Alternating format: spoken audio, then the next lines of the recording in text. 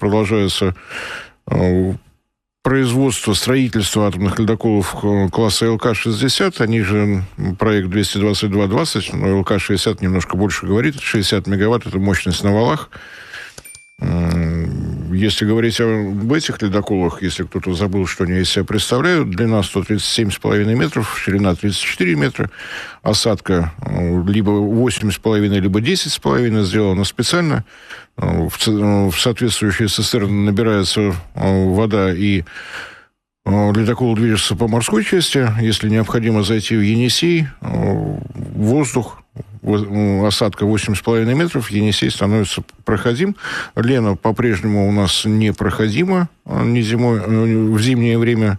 Средняя глубина 3 метра, соответственно, этой реки для Северного морского пути практически нет. Но не так важно. Важно то, что вот этот реактор «Ритм-200», на мой взгляд, одно из самых больших чудес Росатома за последнее время. А мы сейчас к нему подойдем. Вот не будем забегать вперед. Вот есть драматургия. Но очень хочется. Надо сдержаться. Пару слов про имеющийся ледокольный флот. Я думаю, надо сказать, что с 2016 года, как было, собственно говоря, сказано во время вот этого мероприятия, с 2016 года со стапелей Балтийского завода сошли и работают в акватории Северного морского пути 3 атомных ледокола нового поколения: Арктика, Сибирь и Урал. В ближайшие недели, как заметил министр промышленности и торговли Антон Алиханов, ожидаем передачу еще одного ледокола «Якутия», который готов более чем на 95%. Я вот всегда радуюсь, когда вот так готовность высоко оценивается. Ну что ж, продолжением этой серии станут атомоходы «Ленинград» и «Сталинград», а флагманом будет уникальный атомный ледокол, собственно говоря, вот вышеупоминавшийся лидер, под названием «Россия», на 120 мегаватт. Его строительство действительно ведется на звезде.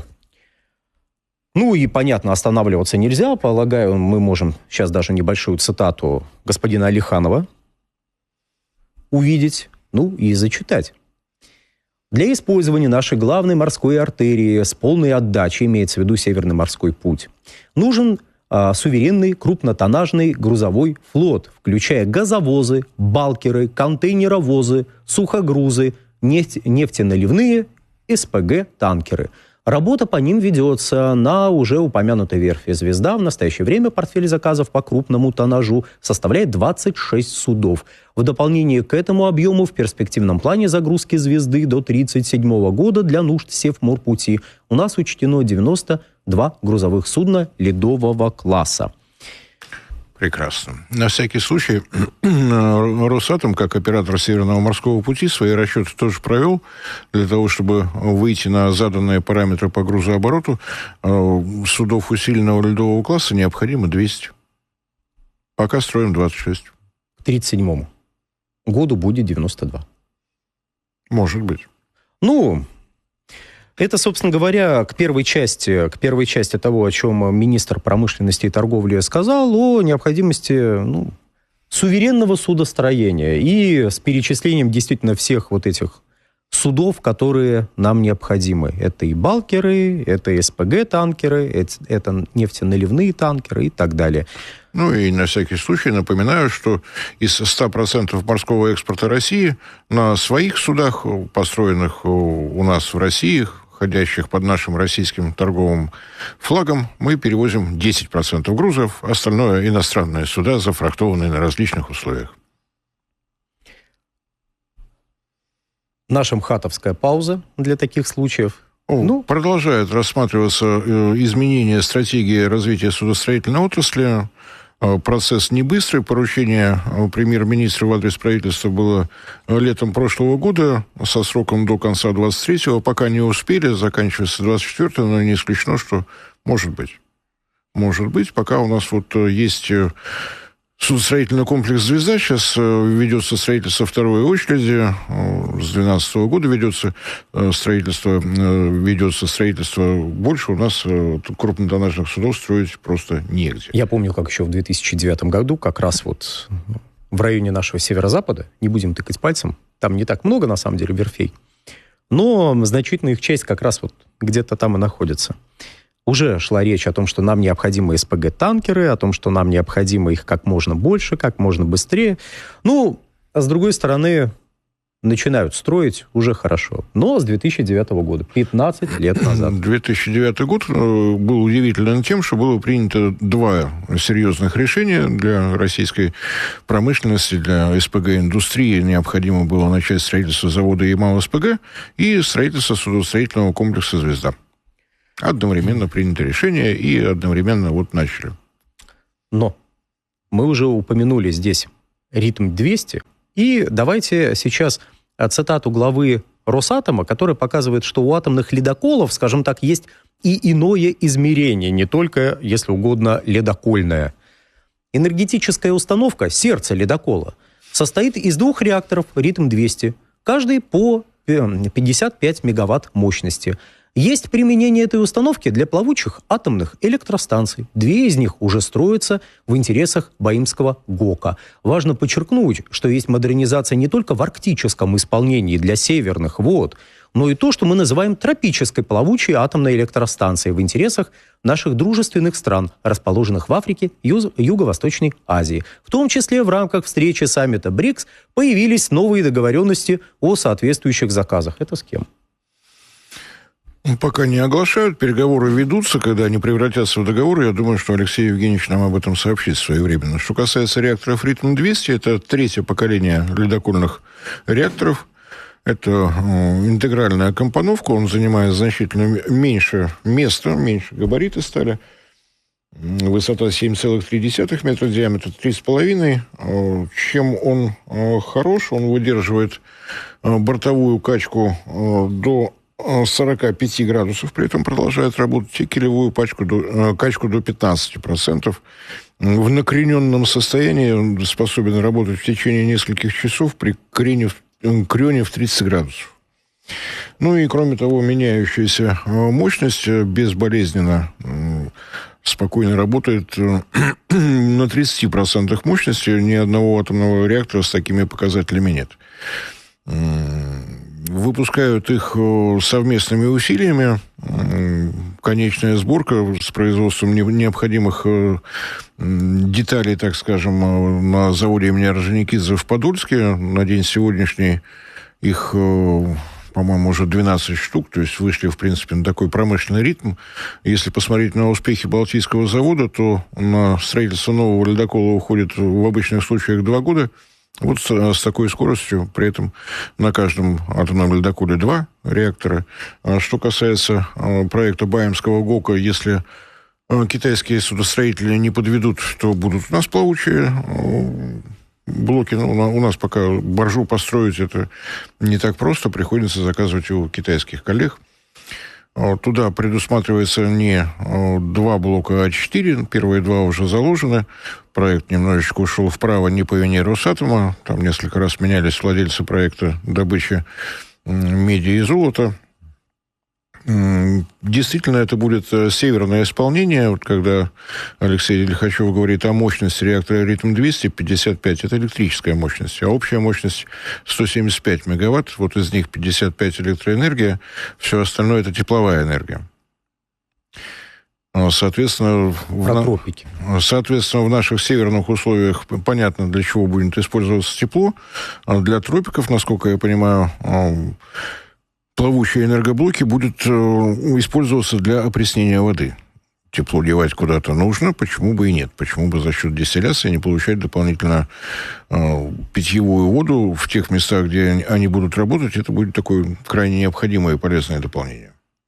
Ну, я замечу, что на российской энергетической неделе в одной из сессий вместе с Росатомом, сессия абсолютно про зеленую энергетику, которую организовал Росатом, принимали участие представители, в том числе некоторых африканских стран, некоторых юго-восточных, юго-восточных, скажем так, тоже стран.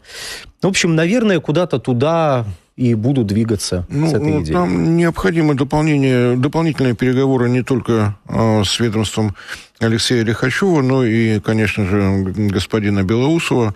Ядерный объект требует дополнительной физической охраны, и кто-то должен на себя это брать. В Певеке такой проблемы не возникает. Туда, если какой-то арабский террорист доберется, его будут встречать всем городом, всей деревней. Там же находятся некоторые сотрудники ведомства Белоусова, поэтому будут рады. А вот там, где иностранные, действительно придется каким-то образом обеспечивать охрану физическую. Друзья, YouTube блокирует. Возможно, наш канал следующий, и это видео последнее. Подписывайтесь на наш телеграм-канал Геоэнергетика Инфо, ссылка в описании и закрепленном комментарии. Подписывайтесь прямо сейчас, чтобы не потерять нас. Не ждите окончательной блокировки YouTube. Так что переговоры будут интересными, но, может быть, вот наши африканские специалисты по атомной энергетике будут не против того, чтобы и господину Белоусову тоже предоставить дополнительные заказы. Чтобы там присутствовали не только представители госкорпорации «Росатом», но и некоторых других государственных структур, назовем это так. Дружеских, дружеских и в дружественных странах. Вот как-то так. Заметьте, начали с ледокола, закончили распространением атомных технологий в Юго-Восточной Азии и в Африке. Казалось бы. И чтобы закончить про Ритм-200, заканчивается разработка проекта Ритм-200Н, Ритм-200 наземный. Первый будет у нас работать в Якутии. Вероятнее всего, там заканчиваются переговоры между правительством Якутии и Росатомом. Будет 2 блока. Еще 6, как известно, предназначены для Узбекистана. Договор о строительстве атомной станции малой мощности в составе 6 блоков на базе реактора Ритм-200Н подписан в мае этого года. И тут нужно пояснить, что когда вы видите замечательные новости о том, что Польша подписала соглашение с Вестингаус на строительстве 50 атомных реакторов малой мощности, еще кто-то подписал.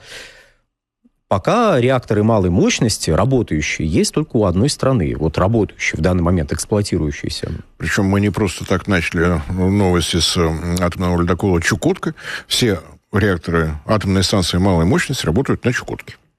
В количестве... 2. 2, потому что Билибинская атомная электростанция, 4 блока по 12,5 мегаватт, это классическая атомная станция малой мощности, немножко опередившая свое время. Лет так на 50. В общем, 50 лет назад, даже больше, получается, 50 лет назад у нас уже были малые атомные реакторы. Кстати, 50 лет назад, в 1974 году, в Болгарии была построена атомная электростанция. И вот мы об этом. Казалось бы, при чем тут 74 год, атомная электростанция, Вестингаус и Hyundai, который у нас обычно называют Hyundai, но представители корпорации очень обижаются, говорят, мы Hyundai. Хорошо, вот представители Hyundai анонсировали новый проект в Болгарии. Прошу заметить. И вот руководство болгарской АЭС Козлодуй подпишет контракт по строительству новых мощностей.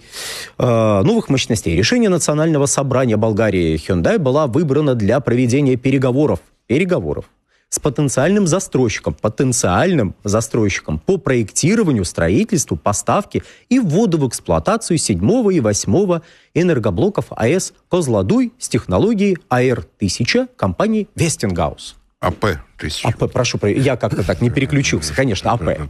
Когда уже? AP, да. Вот. Удивительный проект. Разумеется, Болгария нашла возможность отказаться от очередного энергетического проекта сотрудничества в энергетической отрасли с Россией. Болгария удивительна тем, что она добилась стопроцентного результата. Она не работает с Россией в газовой отрасли, в нефтяной отрасли, в атомной отрасли. Она нигде не работает, с чем, конечно, Болгарию хочется поздравить. Атомная электростанция Козлодуй работает на реакторах ВВР-1000. Вроде бы потребовался... Советских еще реакторов. Конечно, тут это, мне кажется, нужно пояснять, потому что не все в курсе, что там в Болгарии 74 год, да, ВВР-1000. Это такой самый распространенный, на самом деле, тип атомных реакторов на день сегодняшний. Со временем, надеюсь, реактор ВВР-1200 станет больше. До тендера Росатом, разумеется, не был допущен. Еще чего не хватало. Выиграла Вестингаус, компания зарегистрирована в Соединенных Штатах, владеют ей канадские акционеры. Они сообщили, что они держатели технологии. Мы тендер выиграли, а теперь вы, уважаемое правительство Болгарии, как заказчик, придумайте, кто будет работать. У нас технология, а где вы найдете деньги, кто будет генеральным подрядчиком?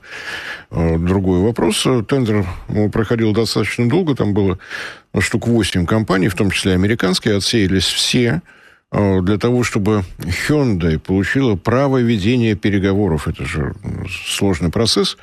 Прошли 3 чтения в парламенте, проголосовали, разрешили вести переговоры.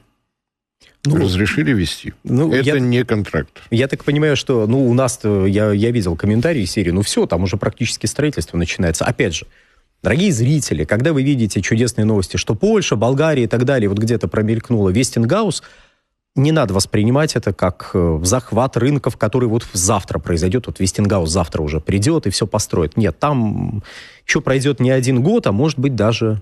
По планам правительства Болгарии 2 этих блока должны были появиться в 1935 и в 1937 годах, но сейчас пошел сдвиг вправо в связи с тем, что долго голосовали.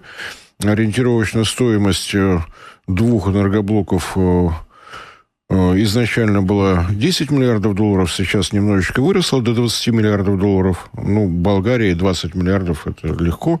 Я думаю, каждый скинется понемножечку. Вестингаус не отвечает за проблемы финансирования. Вот вы заказчик, вы ищите деньги, договариваетесь с какими-то строителями, мы вам предоставим технологии.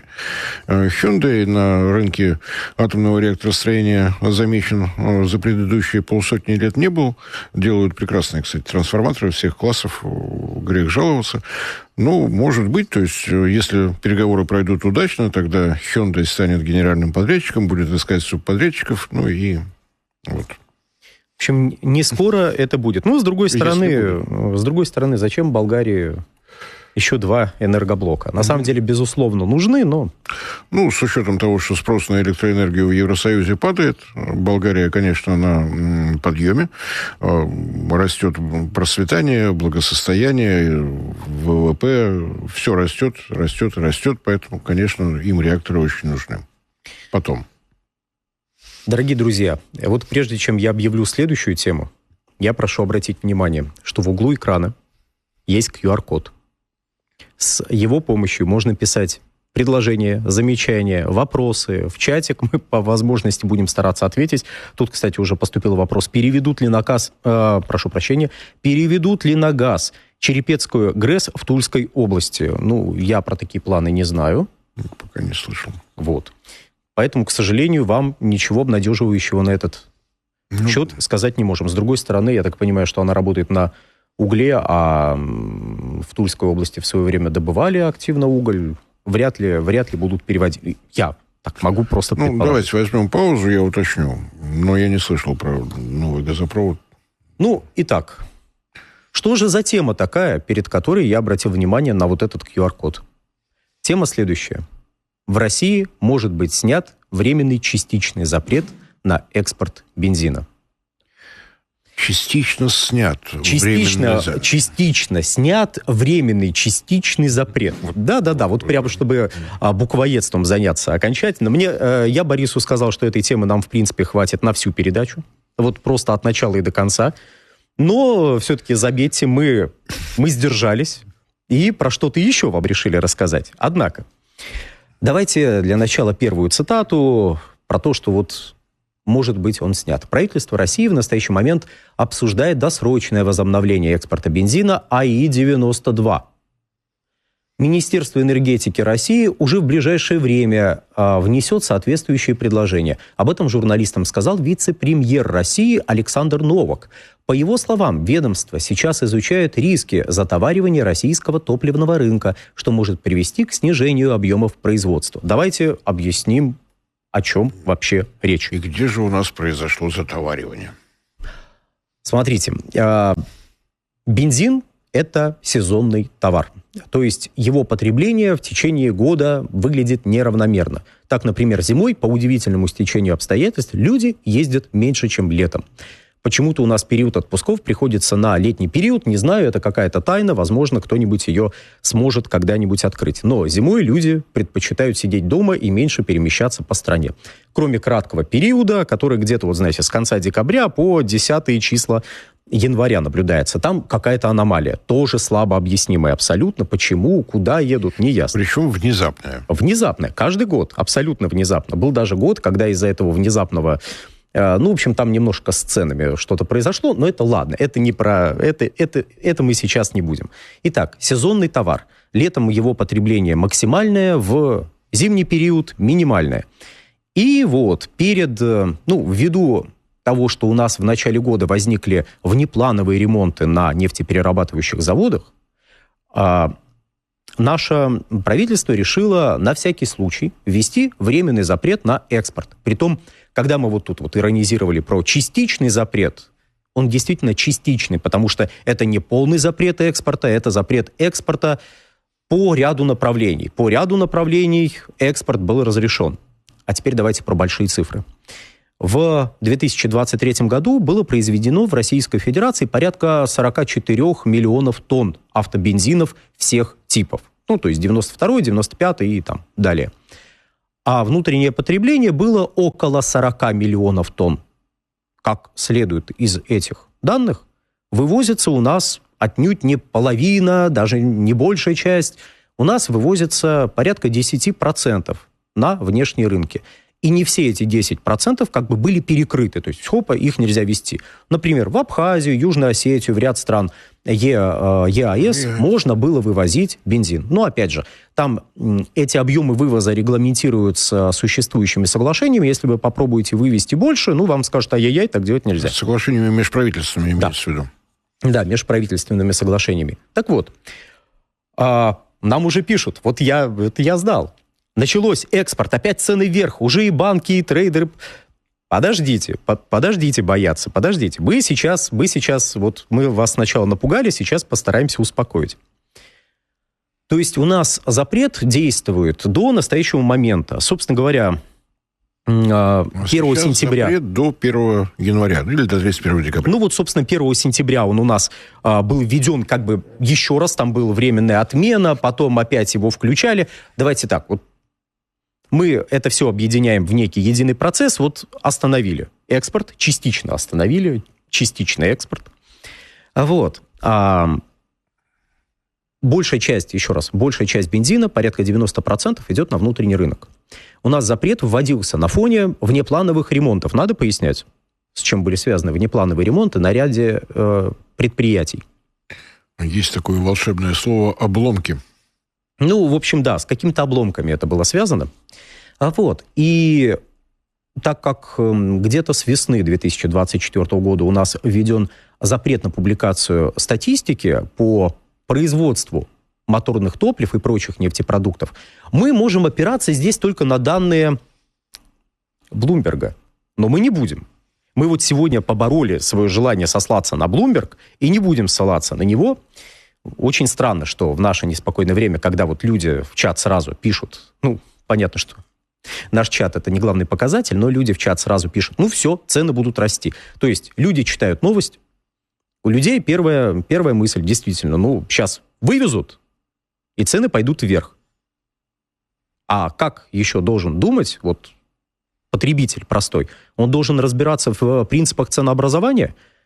Он должен что? Он даже не может залезть на сайт Росстата и, как в прежние годы, пытливый потребитель мог бы раньше залезть на сайт Росстата, посмотреть, а сколько там производится этого самого моторного топлива, сколько бензина, сколько дизельного топлива. Сейчас этого сделать нельзя.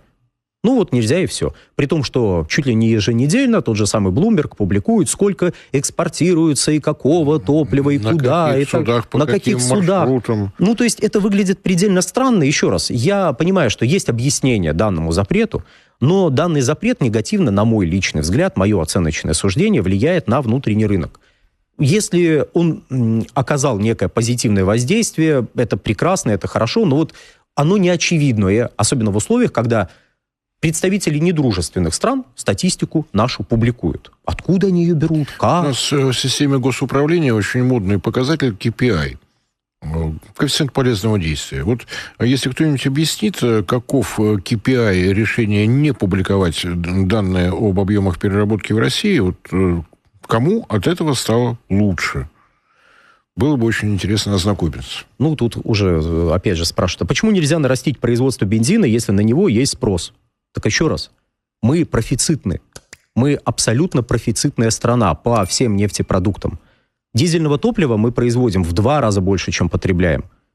Автобензинов... И, собственно, вердикт вице-премьера Российской Федерации Александра Новака, который отвечает за развитие топливно-энергетического комплекса, в марте этого года России новые НПЗ не нужны.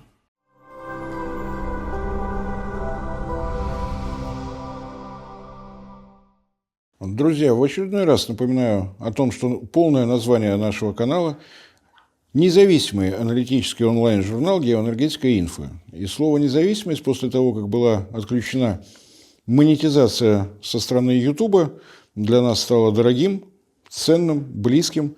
Для того, чтобы сохранять независимость, вы прекрасно понимаете, что в наше тревожное время необходимо прежде всего альтернатива, поиск спонсора, который будет задавать нашу новостную повестку, нашу, так скажем, стратегию и тактику, нам кажется не самым удобным, поэтому напоминаю о том, что нас можно видеть прежде всего в нашем телеграм-канале, где мы стараемся сообщать все новости, касающиеся нашей работы, наших новых проектов. Вы нас можете видеть на портале ВКонтакте, вы нас можете видеть в Дзене, вы нас можете поддерживать за счет того, что у нас имеется страница на Sponsor.ru. Все это будет в описании под этим моим кратким вступлением с напоминанием о том, что если вы хотите, чтобы проект «Геоэнергетика Инфо» продолжал развиваться, нам необходима ваша помощь и поддержка. Большое спасибо за внимание.